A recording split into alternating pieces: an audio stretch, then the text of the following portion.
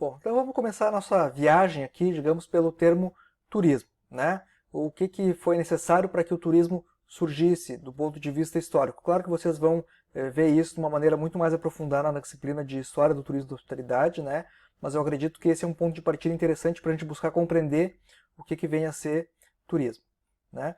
Então a gente viu que o turismo está vinculado a essa questão de mobilidades, né? De deslocamento. Mas por um outro lado também a gente pode se colocar, né? Por que essa palavra turismo não existia antes do século XIX? Né? É uma palavra que surge em 1811, em meio à Revolução Industrial. Então a gente vê que deslocamentos é algo que existe ao longo de toda a história da humanidade. Né? Eu tenho, desde os povos nômades, né? Essa vontade de me deslocar e de se mexer. Né? Então, o que caracteriza o turismo que difere, então, portanto, justamente desses outros tipos de deslocamento? Né? E um ponto importante, né, nesse sentido é uma diferença, uma mudança que vai surgir justamente nessa sociedade desses dois sujeitos aqui, né, nessa sociedade capitalista, digamos assim, que não existia antes, tá? Que é uma mudança em relação à natureza, né, e a própria relação do homem com a natureza. Então, se a gente pensa nesse espaço aqui, né, essa é uma pintura retratando 1600 e pouco, enfim, né, são dois deuses aqui, uma sociedade pastoril, eu tenho um castelo aqui, uma coisa um pouco bucólica nesse sentido, né? Qual é que é a relação dessa sociedade representada aqui por essa pintura, né, com a natureza? Então a gente vê que é uma sociedade rural que está justamente vinculada a esses e segue esses próprios ritmos da natureza, né? Então eu não teria, por exemplo, numa sociedade como essa justificativa que eu vi no próprio vídeo lá do Ministério do Turismo, não é, da ideia de evasão, de sair para entrar em contato com a natureza para me recuperar, enfim, não, porque a sociedade já estavam nesse meio, né? E por um lado também no meio rural, né? Ou seja, as possibilidades de deslocamento eram bem menores, né? Os próprios meios de transporte eram muito mais restritos. Então eu tinha essa vida de alguma maneira que acontecia, né? As pessoas viviam e morriam no mesmo, enfim, no mesmo local, não tinha essa ideia, essa prática de deslocamento muito grande, e a vida era bastante ditada por esses ritmos da natureza, né?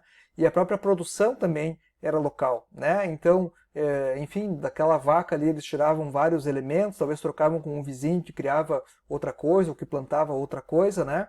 Mas era uma sociedade que de alguma maneira tinha essa subsistência pautada nessa dinâmica local, né?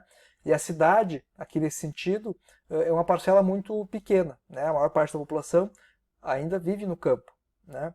Isso vai mudar justamente com a Revolução Industrial, né? Como vocês já devem, enfim, se lembrar um pouco do colégio, das aulas de história, enfim, né? Então, nessa figura aqui, nessa imagem aqui, né, que são ceifeiros do Julien Dupré, de 1887, esse quadro, né? Também é uma sociedade rural, mas eu vejo aqui aspectos que já me indicam uma diferença, né?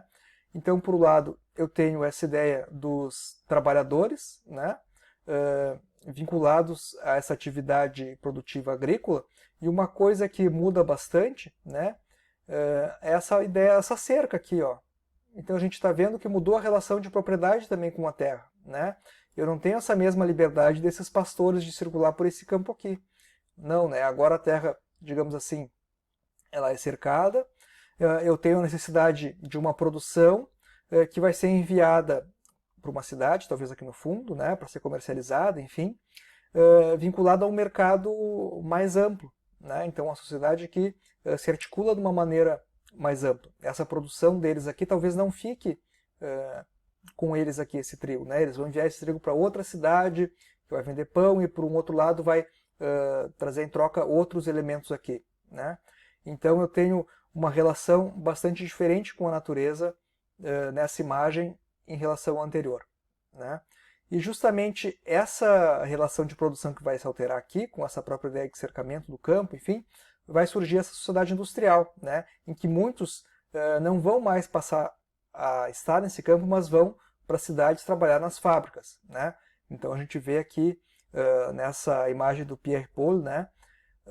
Enfim, o que seria essa sociedade industrial, essa cidade industrial, né? E vamos parar um pouquinho para escrevê-la aqui, né?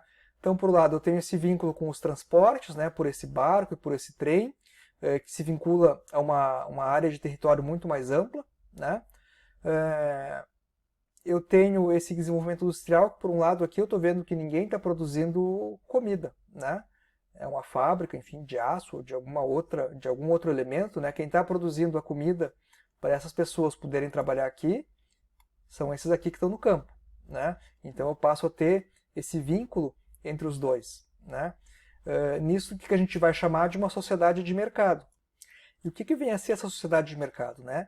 Entre outros aspectos, eu tenho uma relação em que eu não sou mais o produtor daquela minha subsistência, como nessa sociedade pastoril que tem aqui, né?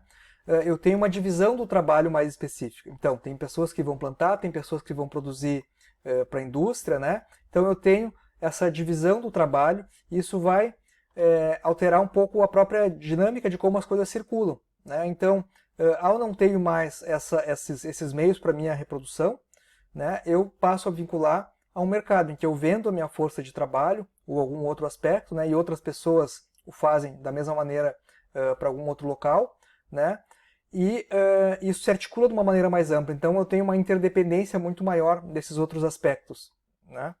E também passa a mudar aí essa minha relação com a natureza e com o tempo, né? Um certo sentido de que eu tenho o tempo do trabalho e o tempo do não trabalho agora, né? Passo a ter essa ideia de lazer, por exemplo, essa ideia de um tempo ditado pelo relógio das fábricas que eu não tinha antes, e que por um lado, né, vai permitir essa maior eficiência do trabalho agrícola, enfim, no campo, né, e da própria produção, gerando as coisas com preços menores e possibilitando, então, englobar a sociedade como um todo justamente nesse mercado, né, em que hoje em dia a gente tem essa ideia global, né? Por exemplo, eu estou aqui dando aula, não produzo nada de alimentos, enfim, mas consigo, a partir desse meu trabalho, em dinheiro, né, para me alimentar, essa série de recursos. Então, essa divisão mais específica, né, que permite justamente o surgimento e o crescimento de uma sociedade urbana, né, que é isso que a gente vai ver aqui.